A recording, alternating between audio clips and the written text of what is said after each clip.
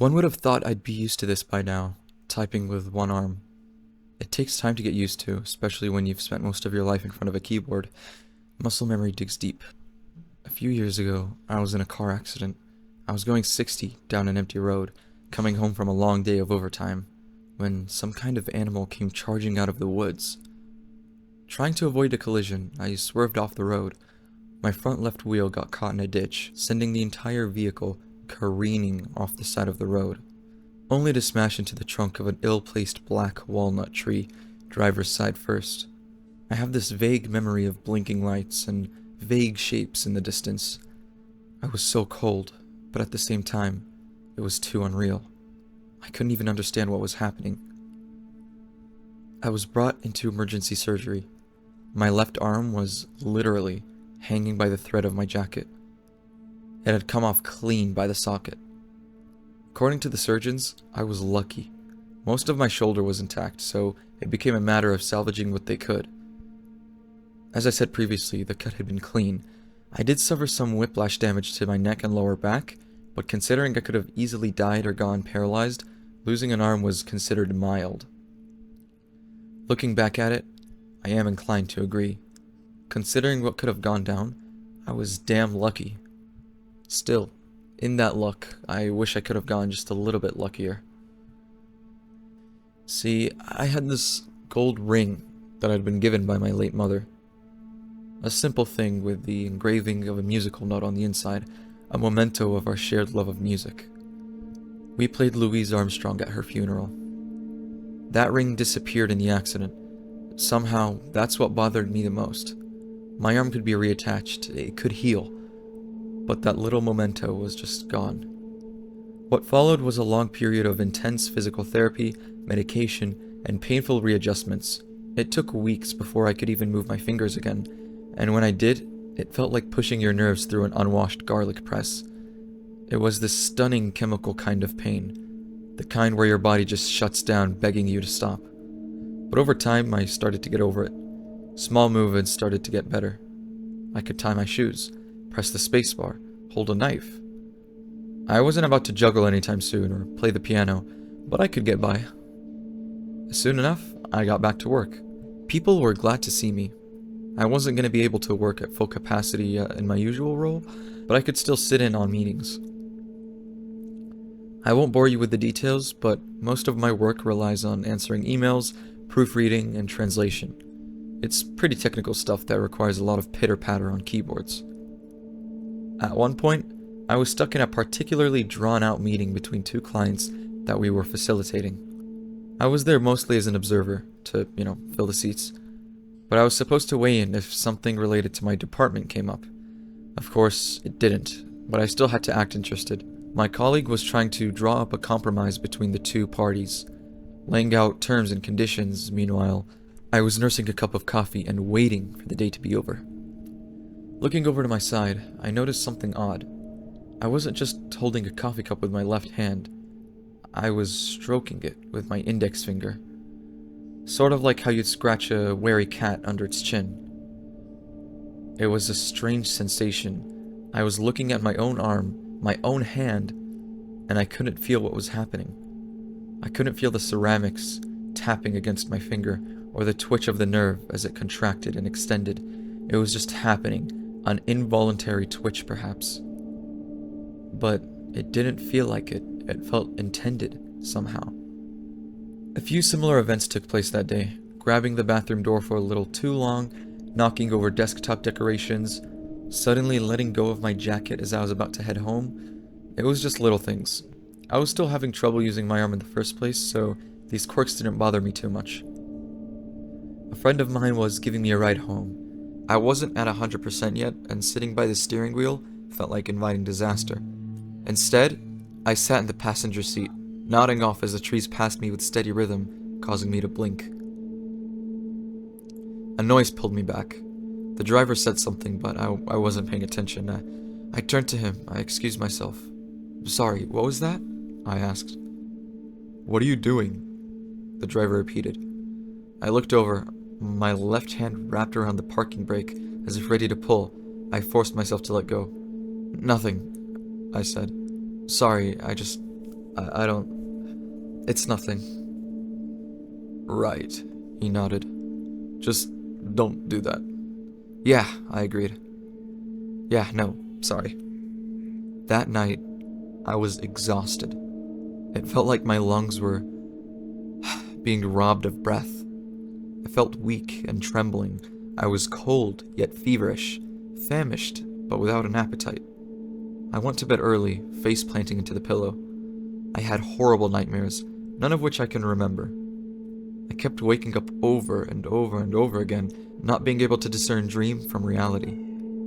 My bed was soaked with cold sweat, sending shiver after shiver up my spine.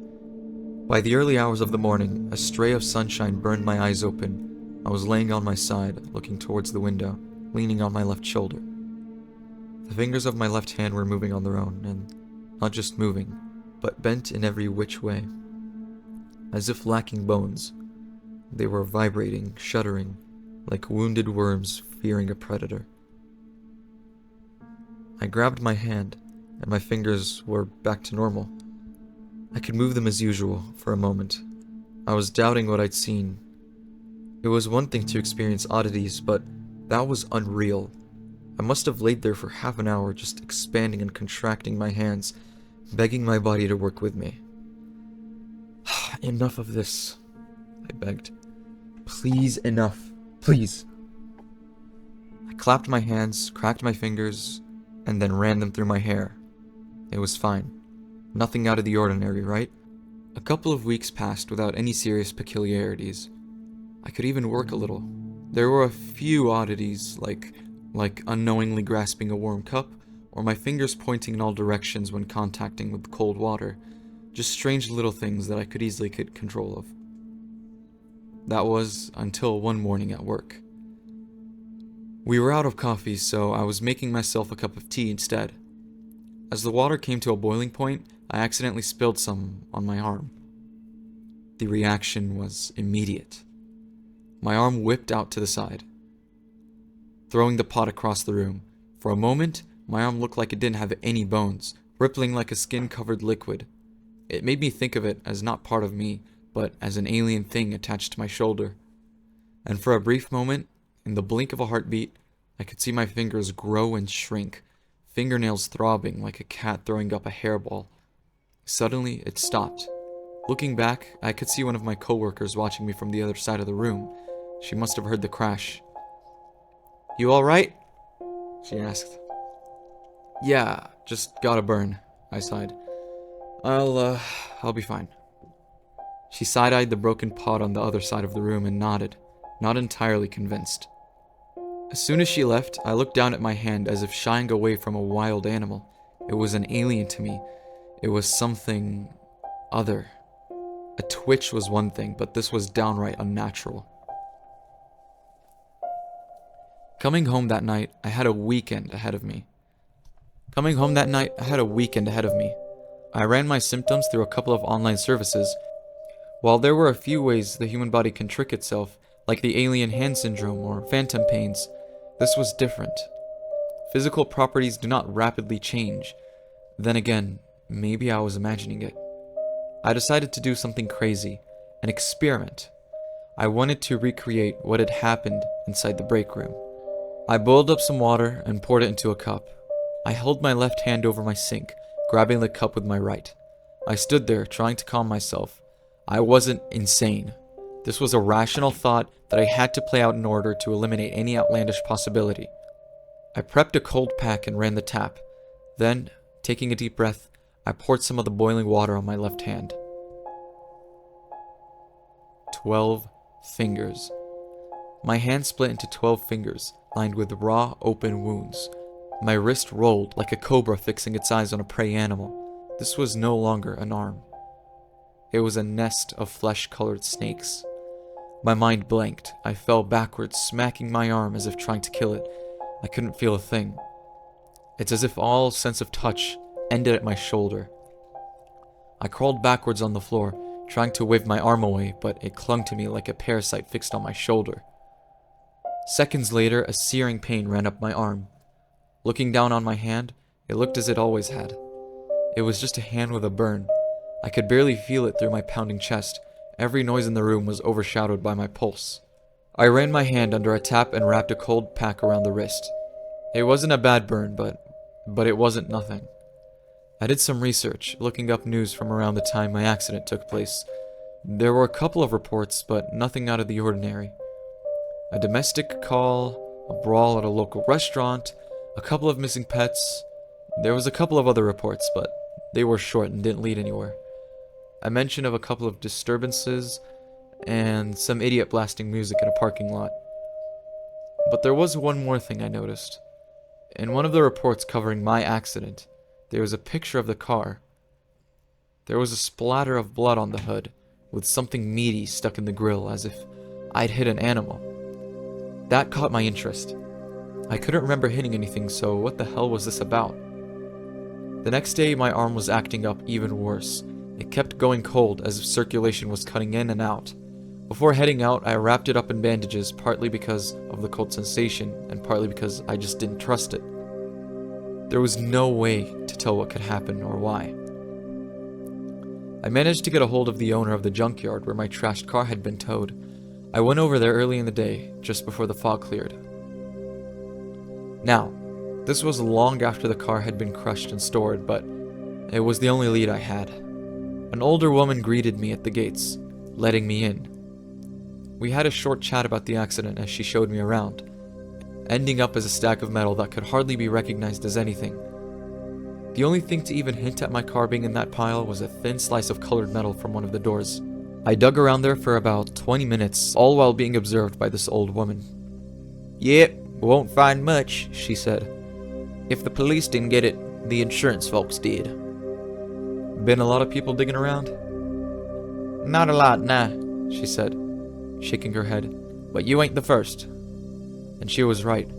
There wasn't a drop of blood or bone or anything.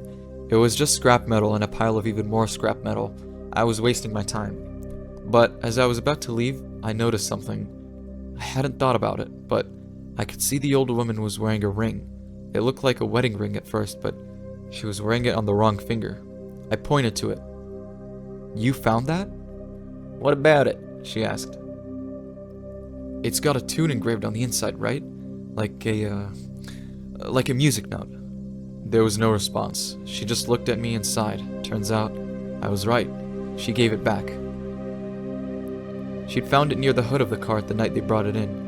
Grabbing it was just a spur-of-the-moment thing, and since no one had come asking for it, she'd kept it. I was a bit annoyed, but mostly relieved that I got it back. But the same question remained. How had that ended up at the hood of the car? "There was all kinds of junk," she said. "Figured it was an animal." "And you're sure that's where you found it?" "Sure as can be, yeah." I stood there for a moment, feeling an uncomfortable thought forming in the back of my head. There was no way for that ring to go from my broken arm on the driver's side to a pile of meat stuck in the grill of the car. But the proof of it had been in front of me all along. I had worn that ring for 12 years. There was a permanent indent on my finger. Looking down at my left hand, there was no such indent. This wasn't my arm. As soon as that thought settled into my mind, I could feel the arm twist and turn. Hadn't it been for the bandages, there was no way to tell what it would have done. It squirmed and pulled against me, thrashing like a dying fish on land. The old woman just looked at me. "You all right? Want me to call someone?" she asked. I don't know," I said. "I don't know." I had to get to the bottom of this. I hurried out of there as fast as I could. It was getting late in the afternoon when I got back home. Grabbing an old backpack and a couple of painkillers, I was about to head right back out. But a thought hit me. Maybe it wasn't as abstract as I thought. Maybe it wasn't just a feeling. Maybe something was really there. Looking down at my arm, I could feel it stirring, just within my control. Something sleeping, waiting to spring into action. With my right hand on the front door, I stopped and spoke out loud.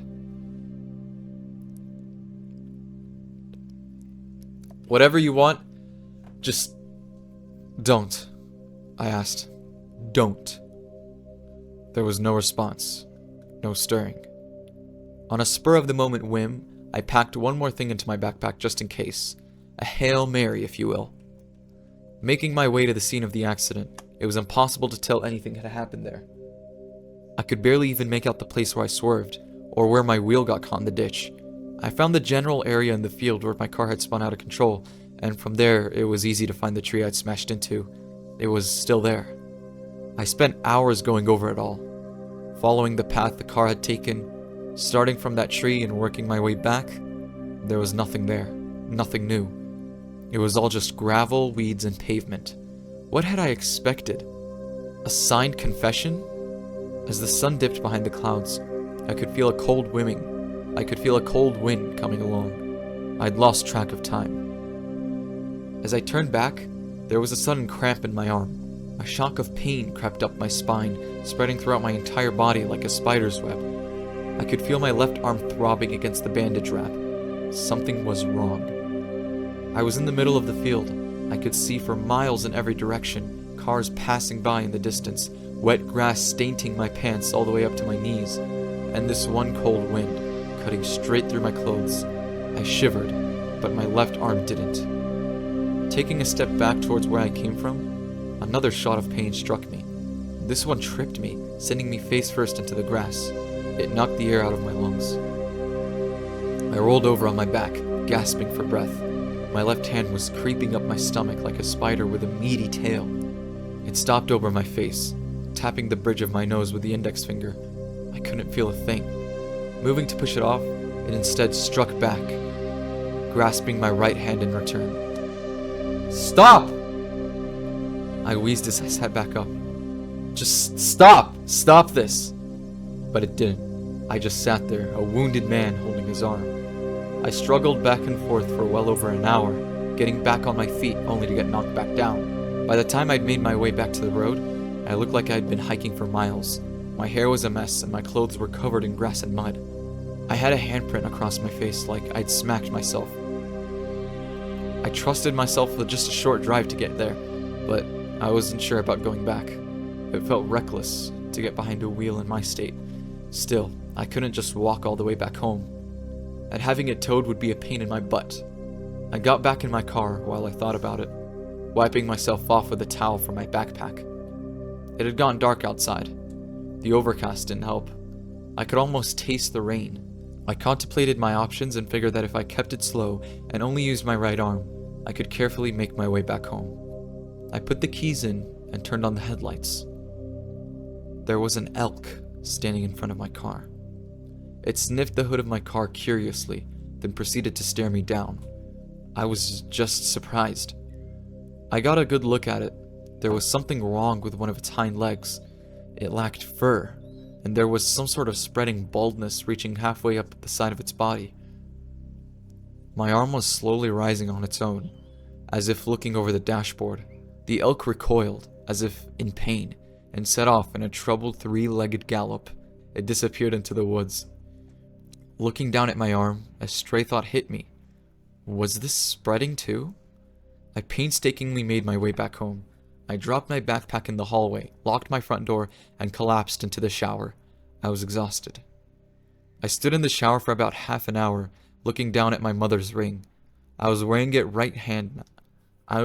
my right hand now, but it just didn't feel the same. That wasn't where it was meant to be. Still, it was nice to have it back. Whenever I turned the ring a little, I could feel the engraving against my skin. It was like a little gesture I did when I was anxious, as a reminder that it was still there. I got dressed and ready for a slow evening at home without any further drama. My arm wasn't acting up, but as I passed through the hallway, something didn't feel right. At first, I couldn't say what it was. Maybe the hum of an old lamp, or some air duct acting up? I wasn't sure, but it was something. It had to be. I stepped up to the front door. That light was always on, and there should have been a little light coming through the peephole, but there wasn't. Had a fuse blown? I had a closer look, and there was someone just outside my door. A click. My left hand had unlocked the door. The door flung open, knocking me back. A tall silhouette, close to 7 feet tall, pushed its way into my apartment. It was dressed in a sort of black poncho, covering its face with layers of bandages. A single frog-like eye stared me down as it pushed forward. I scrambled backwards onto the floor. It was fast. Damn fast. It stepped forward and reached for one of my legs, but I managed to pull away in time. I got back on my feet, barely managing to pull my left arm along. It was trying to grab a hold of something, as if to slow me down. In a spur-of-the-moment decision, I grabbed a lamp from the windowsill, throwing it across the room. The intruder ducked, then came at me again. I ducked under, just in time, and headed for the door. As I reached the front door, my left arm tried to force it shut. I fought against myself to get out, but it was useless. The door was shut and locked, and my left hand refused to budge. The 7-foot-tall shape came around the corner. Slowly approaching, I had to think of something, anything. My backpack! It was right there. I had packed a couple of things earlier, a towel, some bandages, painkillers, and a water bottle, but I had also packed some lighter fluid. Seeing as how my left arm had reacted so violently to boiling water, I had this stupid idea that the prospect of a straight-up fire would do something even worse to it. It didn't seem so stupid anymore. I grabbed the lighter fluid and sprinkled it on my left arm. The tall shape stopped, seemingly reacting to the smell of it. I wanted to say something, but all that came out were empty breaths. We were like animals, circling each other, waiting for one to make the first move.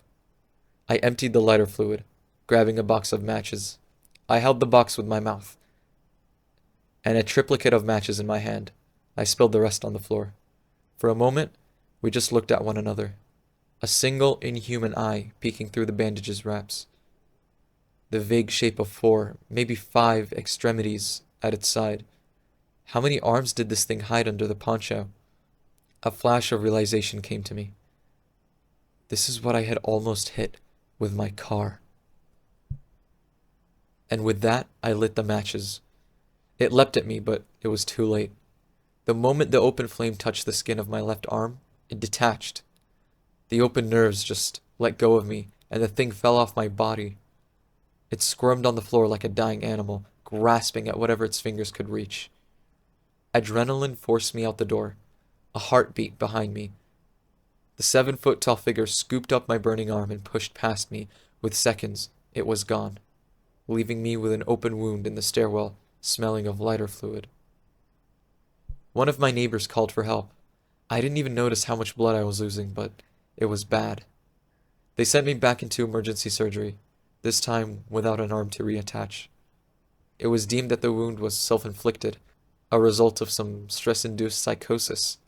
I wanted to agree, but I saw what I saw, and I've been trying to convince myself otherwise, but I lived this. This wasn't any other life but mine.